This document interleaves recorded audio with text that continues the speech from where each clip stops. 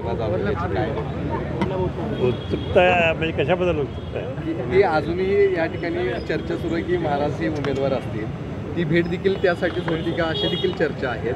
नेमकं काय, कारण शरद पवारांनी पण सांगितली काही गोष्टी, त्यांना देखील आनंद झाला की शाहू महाराज जर उमेदवार असतील तर मलाही आनंद होईल असं ते. मग आनंद अनेकांना होईल, त्यात काही प्रश्न नाही.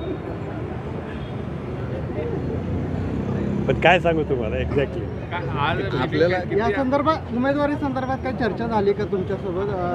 हे बघा आता कालच्या पेपरला आहे ना सगळं, कालच्या पेपरला आलंय ना. आपली इच्छा काय? खात्री किती आहे, काय आपल्याला निवडणूक लढवायची आहे का? इच्छा काय आपली? इच्छेपेक्षा अजून त्यांचं कार्य हे लिंकिंग व्हायचं आहे ना अजून.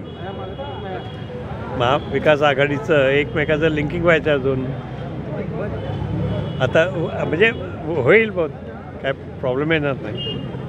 जर लिंकिंग झाली, व्यवस्थित जागा वाटप झालं तर आपण महाविकास आघाडीकडून लढणार का? ऑफर आली का? नाही, अजून तरी ऑफर नाही आहे मला, पण येण्याची शक्यता आहे. त्या दिवशी चर्चेमध्ये चर्चेमध्ये हा विषय होता कोल्हापूरच्या लोकसभा निवडणुकीसंदर्भात, कारण अनेक चर्चा बाहेर देखील त्या सुरू आहेत. चर्चा काय होता ते तुम्हाला जास्त माहीत हो माझ्यापेक्षा. पण आता जसं आपण सांगताय तसं त्यात तुम्हाला कितपत खात्री आहे की मिळणारच उमेदवारी?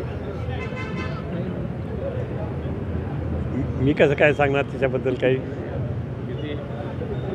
तुमच्या पण तुमचा अंदाज काय? आमचा अंदाज लोकांच्या मनामध्ये आहे की महाराजांनी उमेदवार स्वीकारावी आणि निवडणूक लढवावी. सर्वसामान्य मतदाराचं असं मत आहे कोल्हापूरच्या. मग त्या दृष्टिकोनातून वाटचाल आपण करूया ना सगळे मिळून.